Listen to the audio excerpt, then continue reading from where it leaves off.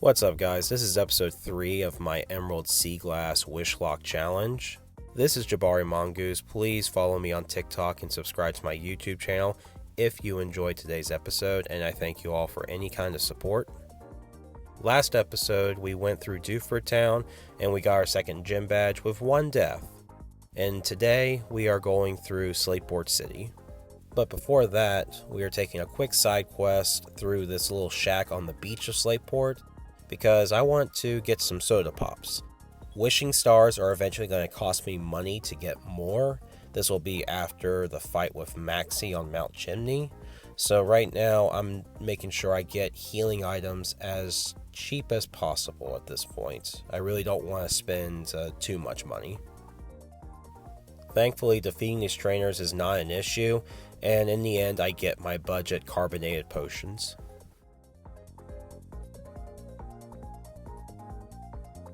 Next, it's time to go into Slateport, and I end up talking with Captain Stern's shipwright, who tells me that he is in the museum. I still need to deliver the Devon goods to him.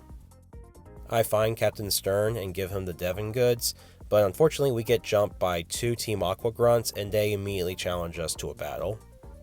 Thankfully, these guys aren't too difficult. The first grunt has a Carvana, and the second grunt has a Lombre and a Carvana. So we're able to take these guys out pretty well. I am using one Sketchy Cat to Zangoose for these fights. I do apologize for the overusage of Zangoose at this point. I really am not using them that much outside of like the key fights. It's just, again, doing these episodes, I'm showing off the important boss fights, and I just have him in the front or in the back because, again, the damage output from Zangoose at this point in the game is pretty ridiculous. After taking out Team Aqua, and we're done with all the Devon Corp stuff, so now it's time to continue on the gym challenge. But first, we're going to Pacificlog Town. There's an old man in Slateport City that has a Pelipper that'll fly you there, and Pacificlog has a lot going for it right now.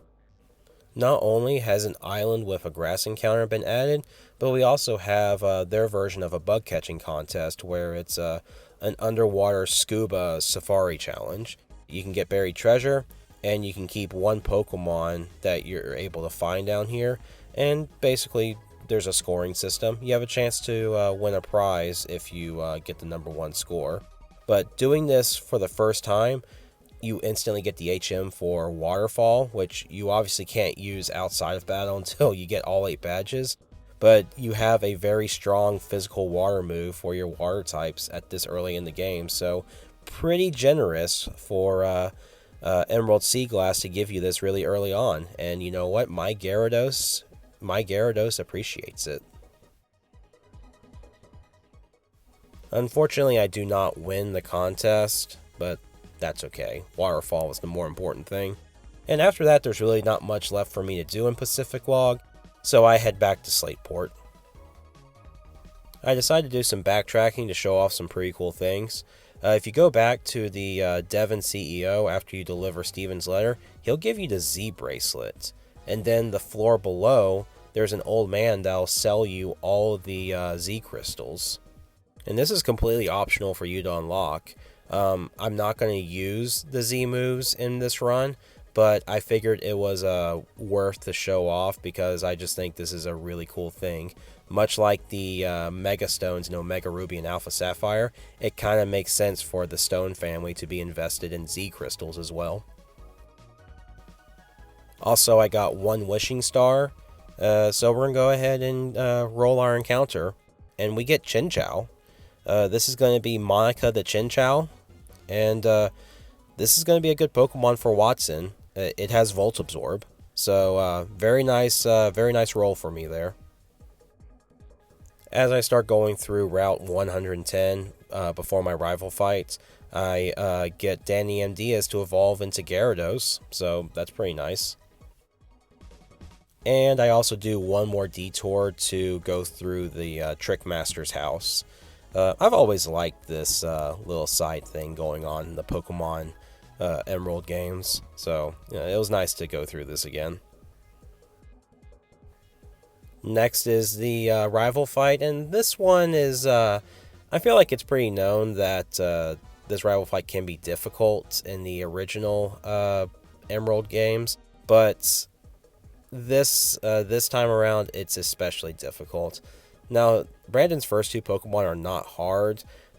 He has a Growlithe and a Mantike, of which Danny M. Diaz knocks out the Growlithe, and then a swap into Monica with an Electro Ball just obliterates the Mantike.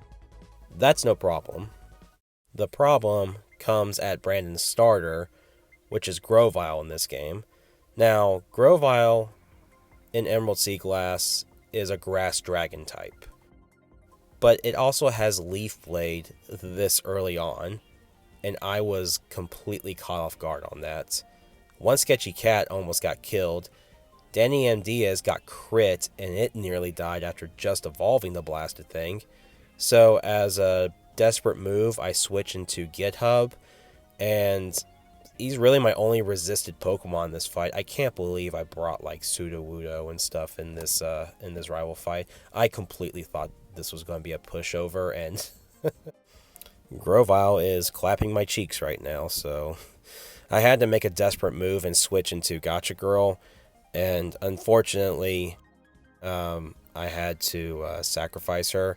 She did help out in some of the trainer fights outside of boss fights, so I appreciate that. And then I had to rely on Zangoose again, who, just like the Heracross, I had to pray it outspeed, and it did, and it one-shot with Slash. This fight, as messy as it was, is a reminder that I really need to make sure I stay prepared if I'm going to do these hardcore Nuzlocke challenges. But, yeah, we got through, so we're going to keep on trucking. This is where I'll be ending today's episode. Tune in for episode 4, where we'll get to Mauville City, and I will take on Watson.